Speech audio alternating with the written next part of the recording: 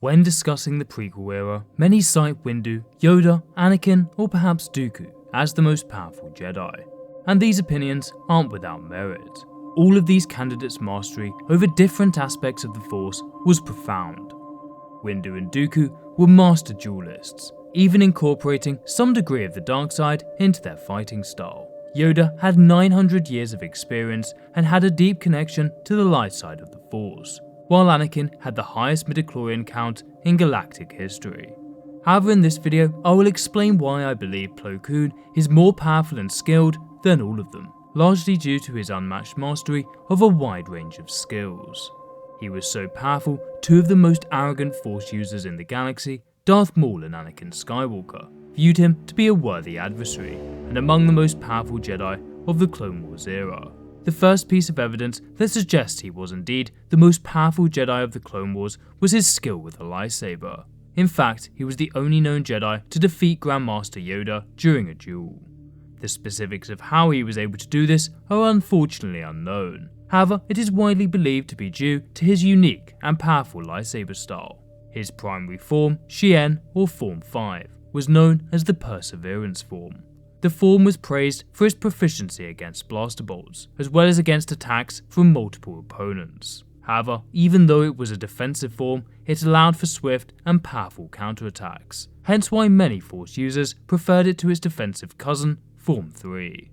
However, Xian had one major drawback. It was designed to be used against multiple opponents, as well as against blaster fire. Using Xian against a single, gifted Force user would likely lead to one's death. Therefore, Plo Koon mastered Ataru, otherwise known as the Aggression form. Ataru was fast-paced and athletic.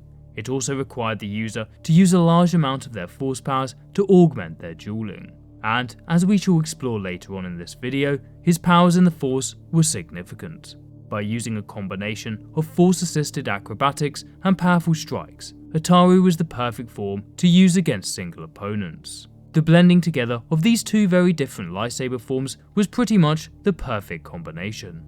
Plo Koon was therefore ready for any situation, from deflecting blaster bolts to multiple opponents to a single, powerful duelist. Plo Koon was highly skilled in all of these situations. Other Jedi Masters were more specialized, focusing all of their efforts on one particular aspect of dueling. For example, Dooku mainly focused on single combat dueling, while Obi-Wan focused on defense-based lightsaber combat. Many would argue that this makes him a jack of all trades and a master of none. However, this is not the case. In the case of Plo Koon, he was the jack of all trades and the master of all. For example, he was able to take out a whole army of B-1 battle droids in mere seconds, showcasing his impressive abilities against multiple opponents. On the flip side, he was also a master in one-to-one combat, defeating none other than Grandmaster Yoda. And while his lightsaber combat was formidable, Plo Koon's true superiority over other Jedi was his mastery over the light side of the Force. As well as being a master in telekinesis, he was also highly skilled in using the Force while flying. In fact, he was often considered to be the third most skilled pilot in the entire Jedi Order. However, it was his proficiency in lesser known and rare abilities that truly makes him stand out from other Jedi Masters.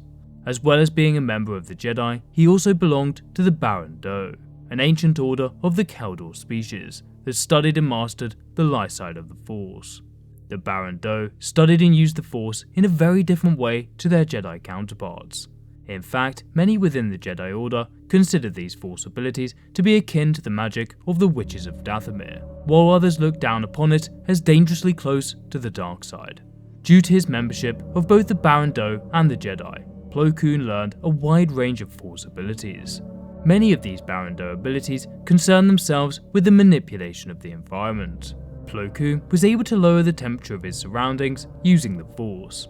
If he so wished, he could even use this to freeze opponents. In addition to this, Plo could summon small whirlwinds as well as shroud the area in a dense fog. Another family of Force techniques he learned from the Baron Do sages was Hasud Dur. These abilities concern themselves with the manipulation of electromagnetic currents. This allowed Plo Koon to become filled with electromagnetic energy. This had a range of different uses. For example, the user could remotely disable droids, prosthetics, and interfere with machinery. This family of Force techniques was very closely linked to the most well-known unique ability used by Plo Koon, Electric Judgment. Electric Judgment was effectively the light side version of Force Lightning. Instead of drawing upon hatred, it drew upon the user's desire to deliver justice. Plo discovered this ability by accident while hunting down a mass murderer who had kidnapped a small girl. To Plo's surprise, a bolt of yellow lightning exited his fingertips and struck the thug, instantly knocking him unconscious. Although the Jedi High Council was initially concerned that Plo Koon had used the dark side, Plo pondered upon its use and concluded that it could be a force for good, if used for the right reasons and not because of hatred or anger. Plo went on to be one of the few Jedi who was successfully able to utilize this ability without feeling the pull of the dark side.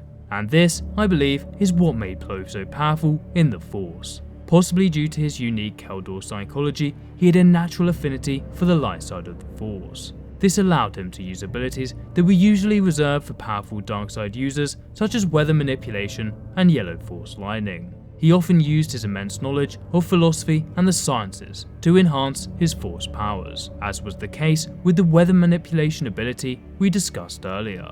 And in a way, this wisdom was another form of power. If we define power as the ability to impose one's will upon others, then wisdom and diplomatic skills are as valid a power as any Force ability. While not as skilled in diplomacy, politics, and leadership as a true master like Palpatine, Plo Koon was no doubt very effective. In Legends, he even wielded an orange lightsaber, the colour usually associated with Jedi diplomats. His skills as a leader and a diplomat were proven time and time again during the Clone Wars, while other Jedi Masters such as Mace Windu were borderline hated by the clones under their command. The clones under Plo absolutely loved him. In fact, they even named their gunship the Plo's Bros. Plo was a brilliant leader who connected with his troops at a human level, famously telling the clones that they were not expendable, giving this squadron an immense morale boost. Plo Koon truly was a master of all aspects of being a Jedi. He was a master duelist in both Ataru and Shien. He was a master in both conventional and unconventional Force abilities. Not only that, his great wisdom and natural connection to the light side allowed him to use abilities usually associated with the dark side of the Force, while his diplomatic and leadership skills made him one of the most effective Jedi generals in the entire Clone Wars. In my opinion, no Jedi matched Plo Koon in such a wide range of different Jedi abilities. Not even Grandmaster Yoda. Anyway, that's just my opinion. What do you guys think? Let me know down below. Thanks for watching, and as always, may the Force be with you.